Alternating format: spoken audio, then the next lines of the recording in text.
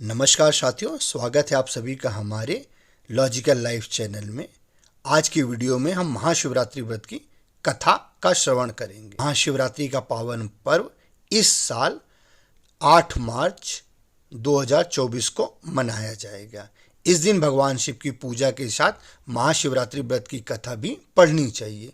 चित्रभान की कथा पढ़ने से आप भगवान शिव की महिमा और उनकी भक्ति के महत्व को समझ पाएंगे। भगवान शिव भोले हैं, वे आसानी से प्रसन्न होते हैं।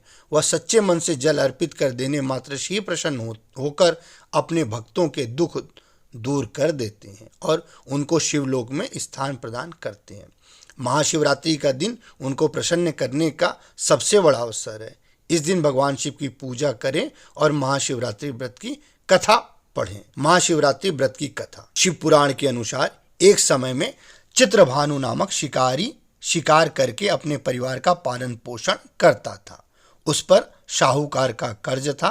समय से कर्ज चुकता ना करने के कारण साहूकार ने उसे बंदी बना लिया। उस दिन शिवरात्रि थी। दिन भर वह भूखे प्यासे रहते हुए भगवान शिव का स्मरण किया और दिन गुजर गया।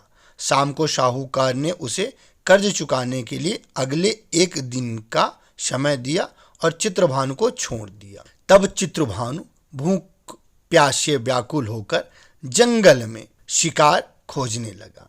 देखते देखते शाम और फिर रात हो गई। तब वह एक तालाब के पास बेल के पेड़ पर चढ़ गया और रात बीतने की प्रतीक्षा करने लगा। उस बेल के पेड़ के नीचे शिवलिंग था। चित्रभानु अनजाने में बेल पत्र तोड़कर नीचे गिरा रहा था जो शिवलिंग पर गिर रहे थे।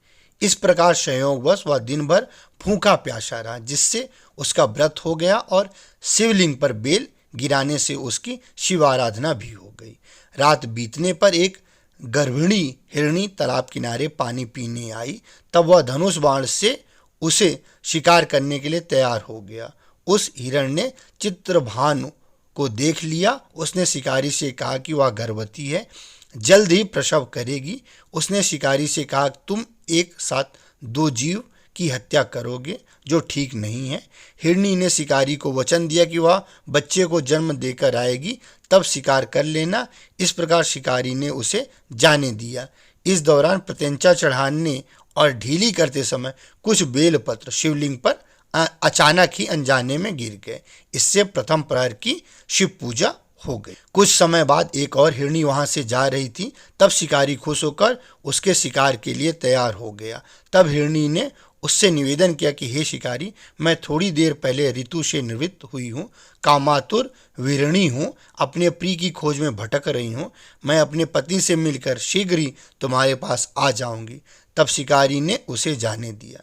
चित्रभानु शिकार न कर पाने से चिंतित था। रात्रि का आखिरी पहर बीत रहा था। इस प्रकार भी कुछ बेलपत्र टूटकर शिवलिंग पर जा गिरे, जिससे दूसरे पहर की भी पूजा हो गई।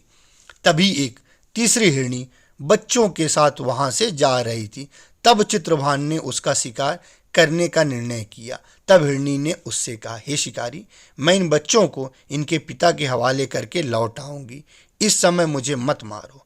इस पर शिकारी ने कहा कि वह मूर्ख नहीं है, इससे पहले अपने 2 शिकार छोड़ चुका है। उसका परिवार भूख प्यास से तड़प रहा होगा। तब हिरनी ने कहा, मेरा विश्वास करो, मैं इन्हें इनके पिता के पास छोड़कर तुरंत लौटने की प्रतिज्ञा करती हूँ। ऐसा करते हुए सुबह हो गई और अनजाने में ही शिकारी की शिवरात्रि की पूजा हो गई।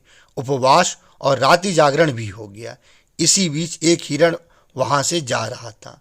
तब शिकारी ने इसका शिकार करने का निश्चय कर लिया। चित्रभानु को प्रत्यंचा चढ़ाए देखकर उस हिरण ने निवेदन किया, यदि तुमने मेरे से पहले 3 हिरणों और उनके बच्चों का शिकार कर लिया हो तो ही मुझे भी मार दो, ताकि उनके वियोग में दुखी ना होना पड़े। अगर उनको जीवन दान दिया है तो कुछ समय के लिए मुझे भी जीवन दान दे दो। मैं अपने परिवार से मिलने के बाद आपके पास अवश्य ही आ जाऊंगा। हिरण की बातें सुनकर शिकारी के मन में रात का पूरा घटनाक्रम सामने आ गया। उसने सारा घटनाक्रम हिरण को बताया। तब हिरण ने कहा कि वे तीनों हिरणी उसकी पत्नियां हैं। जिस प्रकार वे तीनों प्रतिज्ञाबद्ध होकर गई हैं, उसकी मृत्यु से वे अपने धर्म का पालन नहीं कर पाएंगी।